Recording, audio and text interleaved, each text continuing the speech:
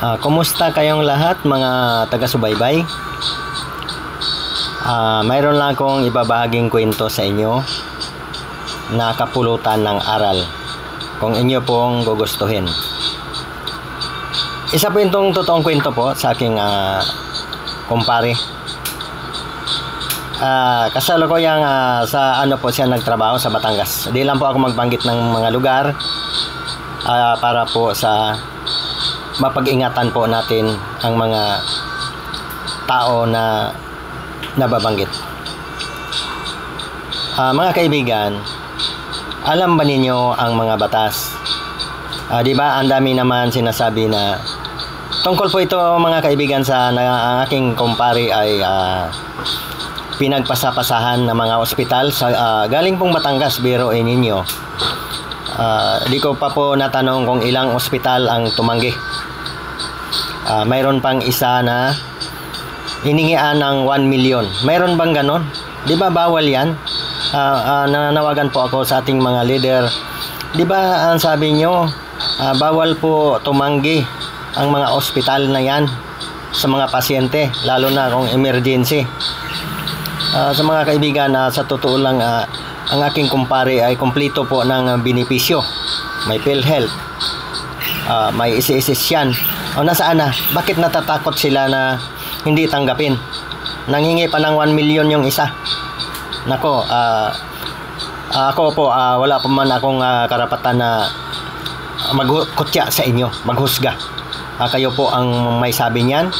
Totoo po yan. Mayroon pong isa na hiningian pa ng 1 million. Saan ba kukuha ng 1 million ng aking kumpare? Simpleng empleyado. Ano pa yata? Medyo ang kanilang kumpanya ay medyo mahina. Dapat po nananawagan po ako sa ating mga leader kasi narinig ko po, mahilig po ako makinig ng mga balita. Dami pong mga batas na bawal daw tumanggi ang mga ospital. Bakit po? Magmula ng Batangas, nakarating po kami. Hindi po ako nakasama nung aking pasyente. Dadalawin po namin dito. Salamat po dito sa Rizal Medical Center dito po sa Pasig. Dito po natanggap ang aking kumpare. Ayan, pamilya ba sa inyo itong lugar na ito? Dito po ito sa Pasig. Walang siguro naman lahat kilala yan kasi ano po yan, ibig sabihin public hospital. Pero mayroon din pong public hospital na tumanggi din po. Hindi ko na po babanggitin, pero yan po ang alam ko, yan po ang pinakasikat dapat. Bakit naturingan pa kayong ibig sabihin na pupuntahan ng mga ordinaryong mamamayan ng kagaya sa amin na walang pera? Tinanggihan din po siya. Babanggitin ko na po kasi parang umaabuso na po yung PGH na yan Tinanggihan po ang aking kumpare doon. Kaya po siguro sa sobra ng pagod, biro mo, magmula kang Batangas, paikot-ikot, tatanggihan ka. Buti natanggap po dito sa Rizal Medical Center. Ito po, nandito kami, dadalawin po namin.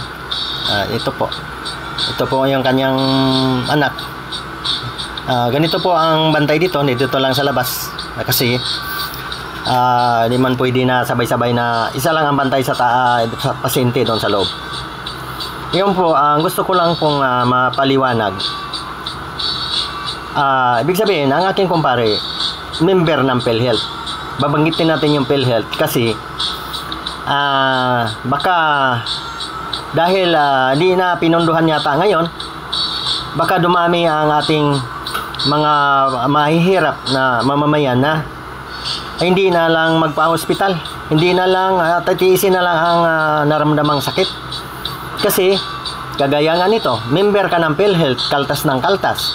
Tapos pagdating sa mga emergency ganyan, alam niyo mga guys, hindi po dapat tumanggi yung mga ibang ospital kahit doon pa lang sa Batangas o kahit man saan kasi yung kumpare ko kumpleto member ng PhilHealth yan. Nasaan ang inuhulog niyan?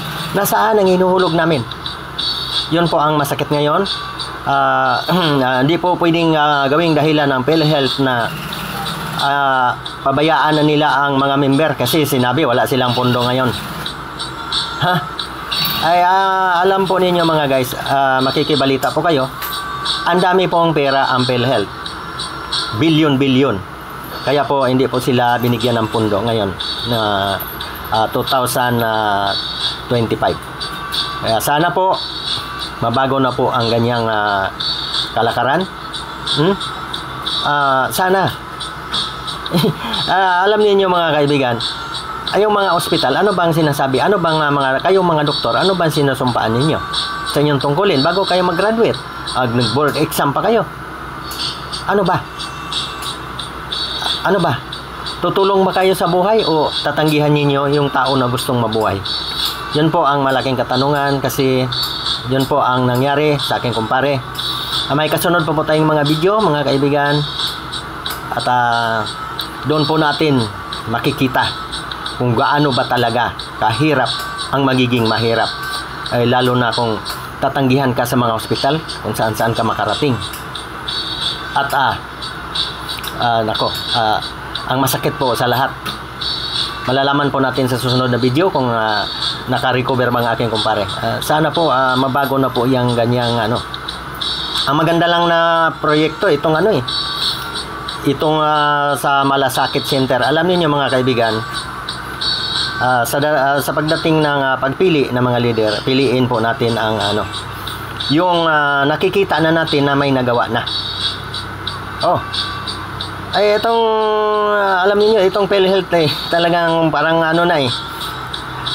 dapat niyan na national government na lang hawak niyan kung saan probinsya, alam niyo yun maganda pa yun, kasi pagka ganyan naman